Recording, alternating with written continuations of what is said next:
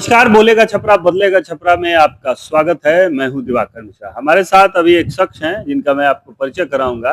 हमारे साथ जन स्वराज के नेता और छपरा 118 विधानसभा के भावी प्रत्याशी सुरेश सिंह जी हैं। सुरेश सिंह जी एक सारण जिले के जाने माने व्यक्ति हैं और ऐसा कोई व्यक्ति नहीं है जो इन्हें नहीं पहचानता हो। विभिन्न क्षेत्रों में काम करते हुए आज वर्तमान में वो जन स्वराज के नेता हैं और 118 छपरा विधानसभा के भावी प्रत्याशी भी हैं। सुरेश जी, आपका बहुत बहुत स्वागत है हमारे कार्यक्रम में। धन्यवाद। आपके चैनल और आपके सभी दर्शकों को हार्दिक शुभकामनाएं और प्रणाम।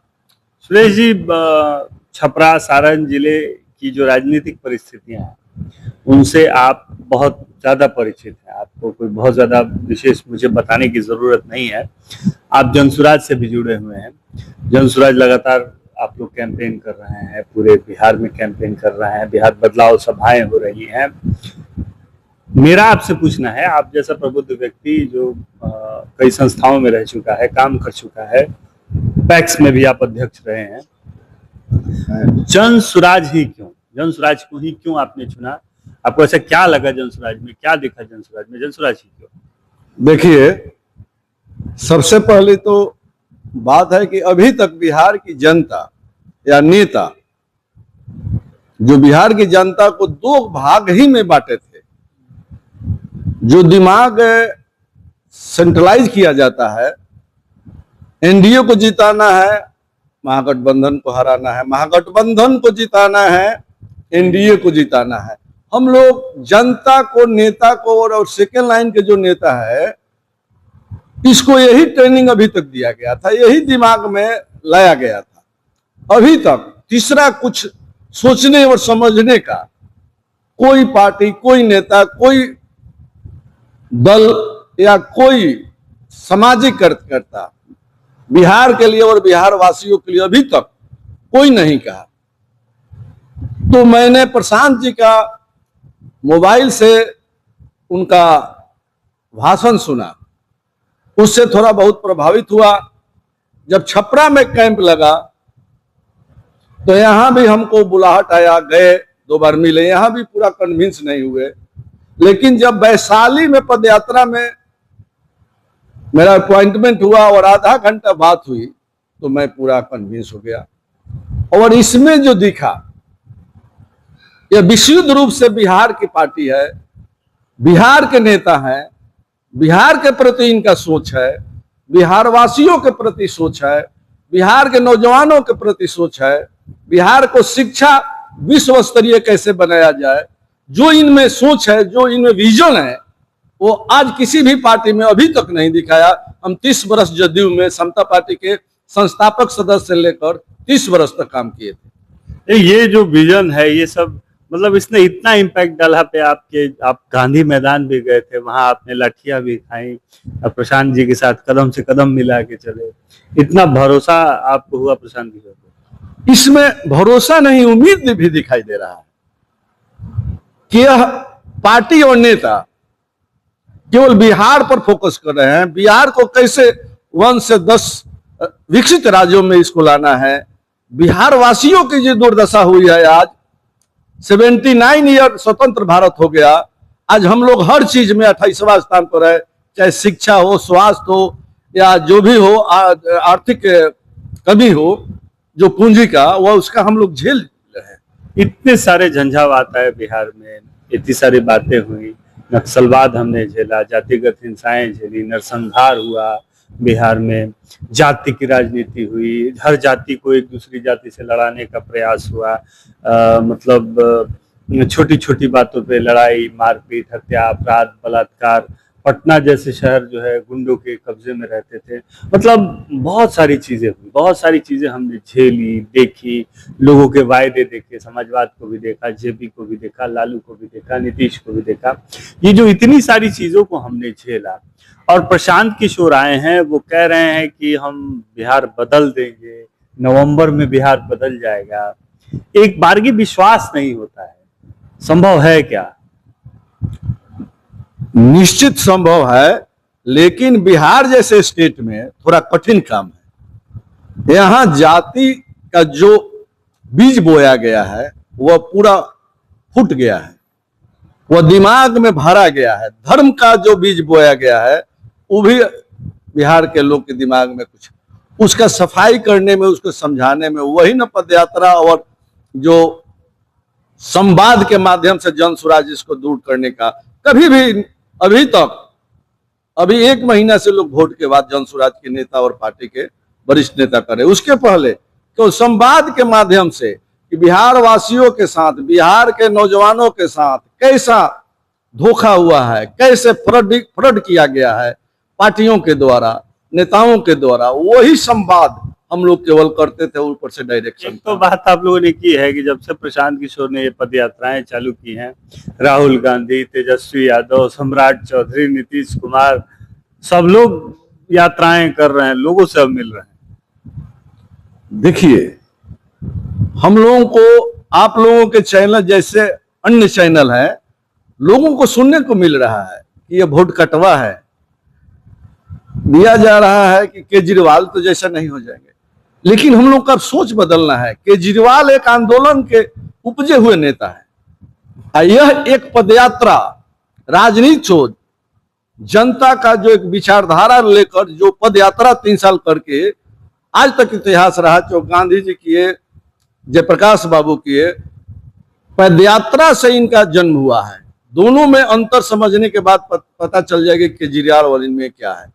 इनके लिए आज कुछ भी पद पाने के लिए, शोहरत पाने के लिए, पैसा के लिए मोहताज नहीं थे और नहीं हैं।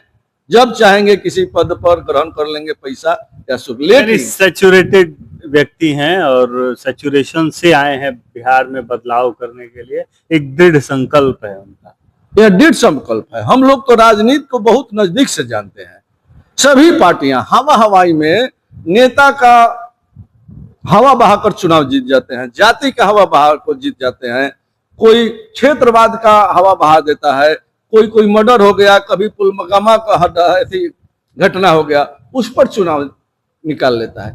लेकिन यह एक ऐसा नेता है जो इस सब में विश्वास नहीं करता है। थोड़ा सा हम लोग चेंज करते हैं, क्योंकि ये चीजें हम लोग देख रहे हैं, प्रशांत किशोर की बातों को सब लोग सुन रहे हैं।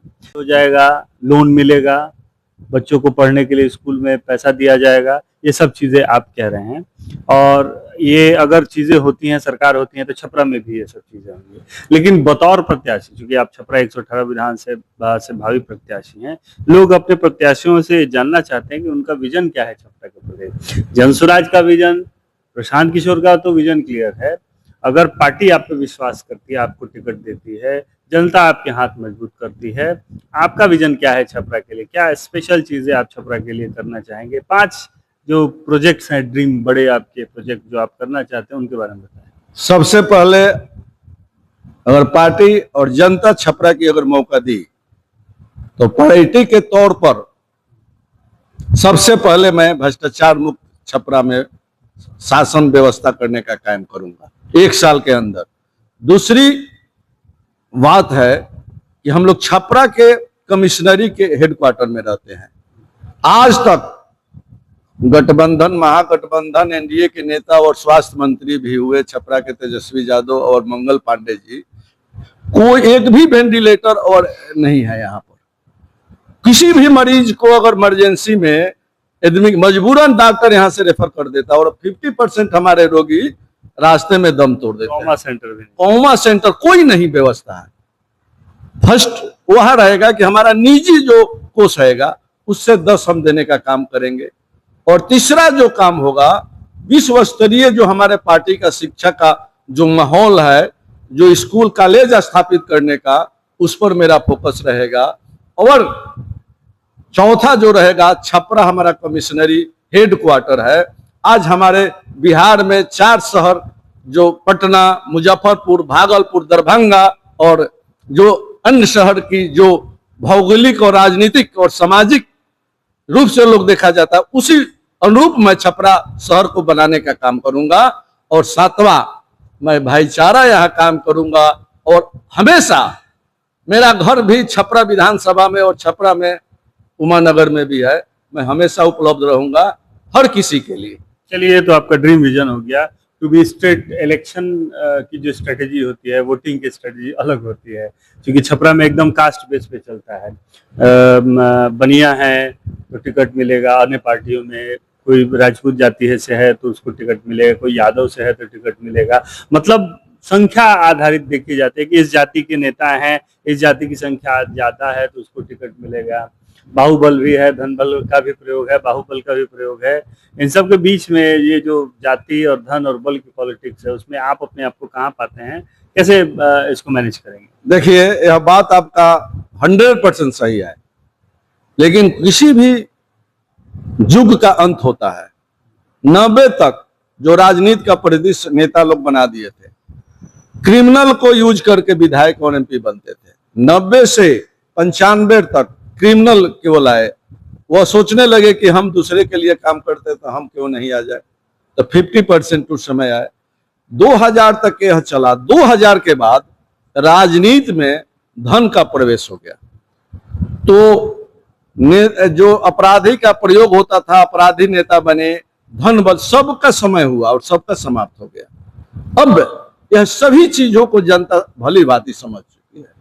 जनता को दिमाग में, नौजवानों के दिमाग में है कि किस पार्टी से, किस नेता से भला होने वाला है, किससे बेहतर बिहार का भविष्य होगा, यह जनता। और वह केवल तीसरा विकल्प के रूप में जन सुराज को देख रही है, और वह उसका विजन है ईमानदार, सच्चाई से है, जमीनी है, और बिहार वासियों के लिए 100% सही है।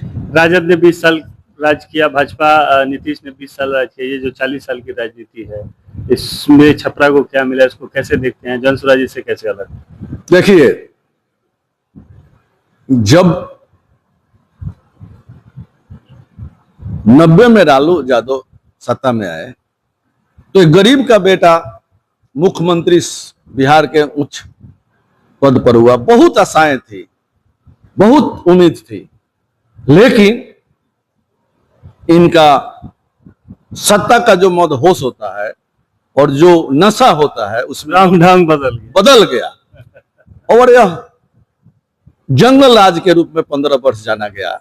आतंक में लोग बिहार के आतंकित भावना से, सशंकित भावना से लोग जिए हैं। अच्छे लोग, कितने लोग पलायन कर गए, उसका इनको उपमा मिला। नीतीश जी अच्छे विकल्प के रूप में आए थे, चूंकि यहाँ संख्या अति पिछड़ा पिछड़ों के हैं। दोनों नेता जिस दिन एक दिन होता है, कोई पार्टी यहाँ सपोर्ट नहीं करेगा। छपरा की स्थिति क्या रही? लालू राज में, नीतीश राज में क्या स्थिति रही छपरा की? छपरा नहीं विकास हुआ छपरा? यह नेता लोग की मानसिकता है। नेता लोग की मानसिकता रहता है कि संगठन को कमजोर किया जाए, जो सेकेंड लाइन के अच्छे नेता है, जो जमीनी नेता है, उसको क्रॉस किया जाए। नहीं, एक समय था उदित राय, लालू यादव खुद, उदित राय, राम प्रवेश राय, CN गुप्ता और भी बहुत सारे नेता हैं। क्या मिला छपरा को? कहाँ कुछ मिला। बहुत यहाँ से पलायन हो गया। व्यवसायी लोग, मरवाड़ी लोग थे, जो पंजाबी लोग थे छपरा से, हम लोग उस समय ग्रेजुएशन कर रहे थे, सभी लोग पलायन कर गए। सबको रंगदारी देना पड़ता था, सबको यहाँ आतंकी तरह व्यवसाय में व्यवधान किया जाता था। यहाँ कुछ नहीं रहता था, यहाँ वोट छाप लिया जाता था, किसी को बेइज्जत कर दिया जाता था। वो 15 साल हुआ। अभी जो नीतीश जी का जो शासन है, ब्लॉक से लेकर और पंचायत से लेकर और जिला अनुमंडल तक, गुप्ता जी का शासन इतना करप्ट हुआ है, जिसका मैंने अब अच्छे लोग सब जाना ऑफिस है। आज गुप्ता जी तो भाजपा को बदनाम कर दिए हैं। यह हेड क्वार्टर का विधायक होना चाहिए, या दमगर होना चाहिए, जमीनी होना चाहिए, शिक्षित होना चाहिए, हर समस्या को जानना चाहिए, काम करने की उसकी क्षमता होनी चाहिए, जानकारी के अनुसार। अफसर जो कहे उसमें जी हजूरी नहीं करना चाहिए, उसको क्रॉस करना चाहिए, उसको जानकारी के अनुसार कि यह काम ऐसे नहीं होगा, ऐसे होना चाहिए। छपरा की जनता से आप क्या अपील करना चाहेंगे? चुनाव आ चुके हैं सर पे, आप जनसुराज से जुड़े हैं, क्या कहना चाहेंगे, क्या वादा करना चाहेंगे? हम तो छपरा के सम्मानित जनता से यही आग्रह करेंगे, निवेदन करेंगे कि साथियों, माता बहनों, आपने 15 साल लालू सरकार को देखा, शासन को देखा, अब हमारे 10 साल से जो भाजपा के विधायक हैं उनको देखा। इनसे मुलाकातें नहीं होती है, इसलिए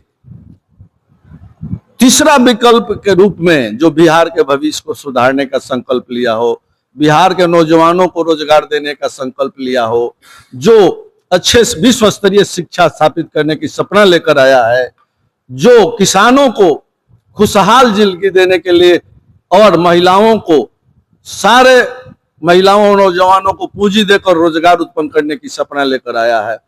इसके लिए एक तरफ कम से कम एक बार मौका दीजिए। अगर एक बार में अगर यह नहीं उतरते हैं तो इसको बदल दीजिएगा।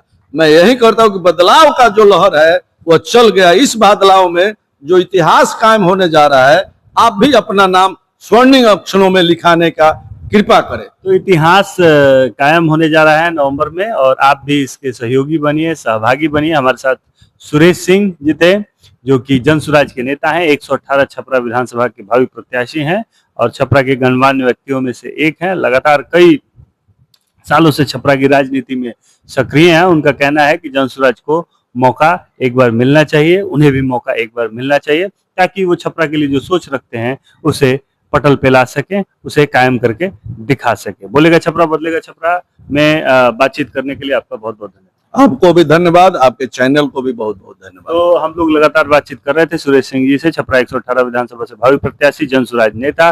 बोलेगा छपरा बदलेगा छपरा से जुड़ने या सहयोग करने के लिए हमें कॉल या व्हाट्सएप कर सकते हैं 88 104 15 313 पर। अभी तक के लिए इतना ही। इस मुहिम को अपना समर्थन और प्यार दीजिए। बहुत बहुत धन्यवाद।